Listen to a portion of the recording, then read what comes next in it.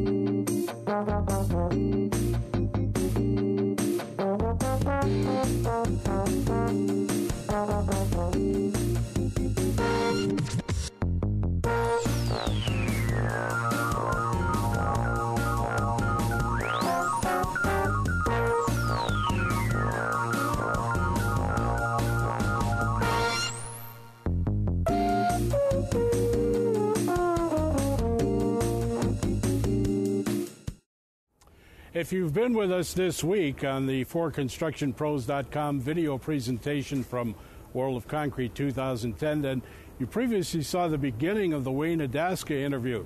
Now we're going to continue on with that. Wayne is the Director of Pavements for the Portland Cement Association, and he's got a lot to talk about this year. Wayne, tell me more about the integrated pavement solution concept. Yeah, we all know about traditional full-depth concrete. It's been promoted and used for many, many years. But we also have other types of concrete cement-based pavement materials. Thin concrete overlays have been very popular with rehabilitating and improving existing asphalt pavements. We have pervious concrete, which is an excellent solution for waste, for stormwater management. We have precast concrete pavers. And for emergency operations where we need to minimize downtime, there's precast concrete slab panels. Roller compacted concrete is another unique type of concrete that uses asphalt-type pavers and uses them in a way where you can have an actual concrete, but it uses the asphalt-type paving type operations. In addition to concrete pavement, we also have other types of cement-based pavement materials, such as cement-treated bases, cement modified soil, and full depth reclamation.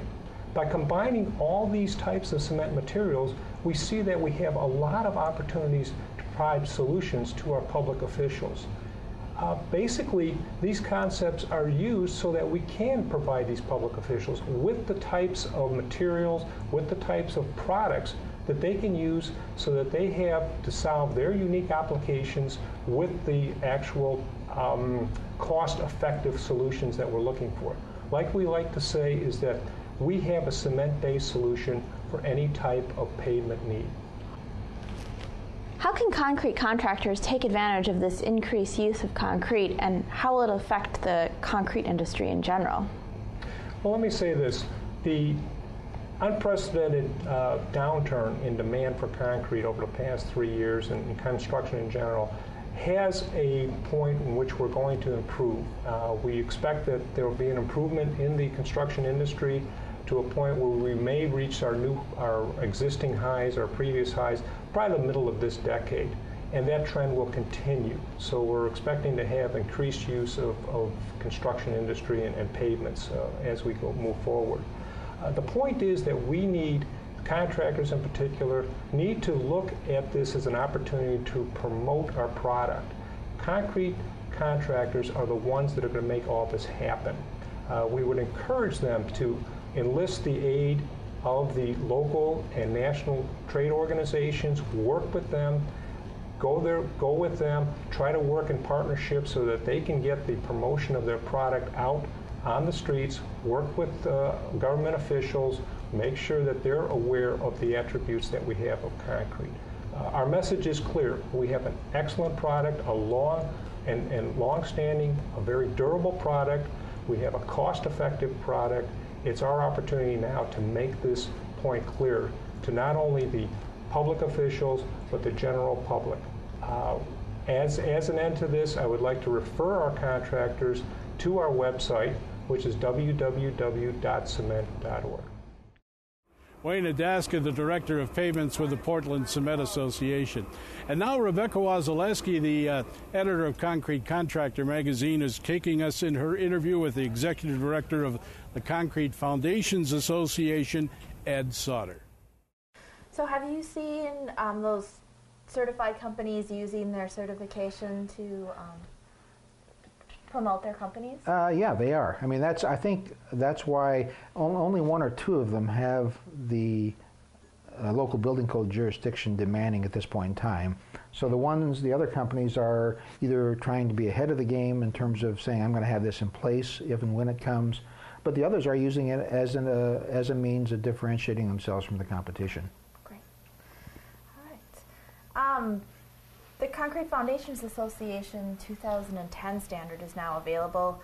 Can you tell our viewers what this publication is? Yeah, it's kind of a blend between the International Residential Code, the ACI 332, except that it goes beyond both of those publications. It incorporates many of the provisions in there so that we aren't in conflict with them. We're sort of a supplementary guide. We include backfilling provisions and waterproofing provisions. In essence, it's intended to be a standard to cover the entire foundation construction process, as opposed to the building code, which is kind of a minimum standard, and opposed to ACI 332, which only deals with the concrete aspects. This is at least our third, if not fourth, iteration of the document, and each time it gets updated. We have all the latest ACI tables in there. If you design according to ACI 332, all of the tables are in there. As well as the current provisions of the IRC. So, plus all the stuff that we added on waterproofing. So, yeah, it's a good document. It's one of the referenced documents in the technician program. Okay. So, another good reason to own it and understand it. How can contractors get their hands on this? By visiting our website is probably the simplest way. They can call our office or they can visit our website. Great. Okay. Now the Concrete Homes Council is an alliance supported by several concrete industry organizations, including the Concrete Foundations Association. Has the percentage of concrete homes increased in recent years? Well, relative to other types of construction, yes. I mean, the overall number of homes, no, simply because the number of homes is down so dramatically. But I do think that concrete continues to penetrate the home market. Every time we have a disaster, every time we have any type of thing which makes people go back and take another look at what they're doing, we have a lot of work to do in terms of penetrating the market. But ICF industry has kind of led the way, and sort of we're kind of coming along after them with what we call the RCF, which is the removable concrete form market. And we actually have a publication that, if a contractor is looking to get into this market, probably the best way is to start off with this publication, because it identifies the forming systems, how you handle some of the intricacies, such as one of the questions that somebody always asks is, how am I going to hang pictures on the wall if I've got a concrete house, or how do I run wiring in this type of thing. So we address concerns and problems like that. And what's the name of this document? It's the RCF manual. It's removable concrete forms. Okay. And it's, again, available on the website or anywhere else like that. Sure. And can you tell me some of the things that the Concrete Foundations Association is doing to help its members through this economic downturn? Well, unfortunately, we've had several years of experience in terms of trying to lead them through this. Probably the biggest thing that we're trying to get people to do is diversify. I mean, right now, that's the problem. If you do residential basements, and worse yet, if you do them for only one or two builders, you're totally dependent upon them. Mm-hmm. So we're looking at, of course, above grade if possible. Decorative concrete is another area they can get into. Commercial concrete. Again, that market's drying up a little now too, but they've got the expertise to do it and probably can do it less expensively than most of the commercial contractors out there. So what we've done at our summer conventions is typically, we've got members doing all of those things, but not everyone's doing all of them. Mm-hmm. So at the convention, we typically have someone who's been successful, like in the commercial market, come in and explain how you get into the market, how does it differ, because it is different in many respects from the residential market. And decorative concrete, again, that's another opportunity. You've got a lot of our members do slabs in addition to walls, so why not take it one step further? The more time you can spend on the job, since there's fewer jobs, the more profitable it can become for you. There you have the recent interview with Ed Sauter, the Executive Director of the Concrete Foundations Association. Now we're going to take you to the Chief Economist of the Portland Cement Association and what you contractors can expect from the economy in 2010. Folks, here's this interview with Ed Sullivan. What can contractors expect from the economy in 2010? Well, 2009 was a very rough year for contractors. Unfortunately, I think contractors, private contractors, are going to find it very difficult going in 2010 as well. Keep in mind that, for the most part, contractors are linked to what's going on in the residential sector and the non-residential sector. We don't expect the residential sector to improve until very late this year. There are still excessive inventories out there. The sales pace in terms of new home sales is being hurt by unemployment, by the difficulty in getting a new mortgage and the down payment conditions that surround that. In addition, keep in mind, overall home sales for a contractor, they don't care about. What we care about is new home construction. And as foreclosures increase in the context of high unemployment, the banks take hold of those properties and they want to get rid of them at discount prices. That acts as a strong competitive force against new home construction.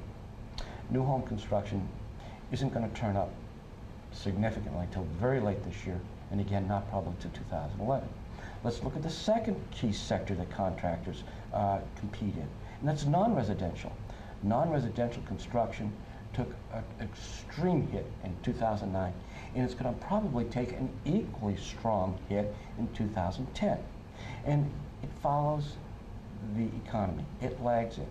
As in the context of job layoffs, if you have 100,000 people laid off in a month, probably 30,000 are office workers. That implies, say, for office, that the occupancy rate in offices decline, vacancy rates increase, the expected return on leasing rates for offices decline, and where's the expected return on anyone investing in building new offices? It's just not there. And this is true in all non-residential sectors. So the two key dynamics for a private contractor in residential and non-residential aren't good. They'll start to turn again. Residential will turn first, late this year, 2011. For non-residential, it probably won't start to turn till 2012. Okay. What industry sectors do you believe are going to be the weakest this year? The weakest will be non-residential. It's clear, that's in retreat. Typically, when non-residential takes a step back from the market, it takes a good year and a half once the fundamentals have firmed before they get back in.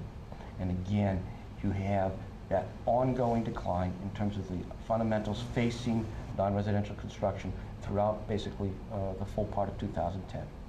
2011 will be a healing process, and it won't be probably until 2012 when you'll see a gain in non-residential. When that gain comes, non-residential it doesn't sneak in slowly in the night. It hits with a bang. So you could see a very strong gain in terms of non-residential construction in 2012. But again, it's still a long way away, and those contractors have to weather that period. Okay. What about the strongest sectors in the cup? The strongest will be government. It'll be primarily because of the stimulus. Now, keep in mind that almost $30 billion has been allocated to the rebuilding of roads. Well, that's great, but in terms of allocating it and then actually spending it are two different things. And through 2009, only 15% of all the funds that were dedicated towards highway building and such had been spent. That means that there's 85% of that $30 billion stimulus that has yet to even materialize in the market. Now, we're expecting that will accelerate, and you'll start to see more of that impact in 2010 and 2011.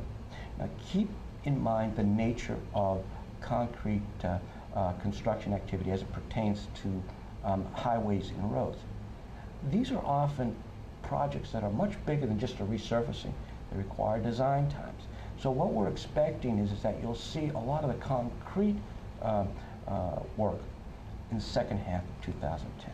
And when it comes, it should come relatively strong. So that will probably be the strongest sector that we see. The private sector in 2010 will be relatively weak. Now, if you look at this, the leading indicators that a contractor could look at in terms of when do I think, what's the signal in terms of when we start to see things change? It goes back to job creation. That's the first step of healing. Portland Cement Association Chief Economist Ed Sullivan. Folks, we sure thank you for viewing this week, as all of us here at ForConstructionPros.com have had a wild time in Las Vegas at World of Concrete 2010. We'd like to thank all of the associations and everybody connected with the show for all of their expert help, and particularly so to folks at Caterpillar, making sustainable progress possible for their sponsorship of these Web Daily newscasts. Now you can see all of them repeated tomorrow morning between 6 and 9:30 a.m. on these same channels, and of course they'll be ongoing as we continue on forward on ForConstructionPros.com. For all the folks at ForConstructionPros.com, I'm Roger Mann. Thanks for being with us.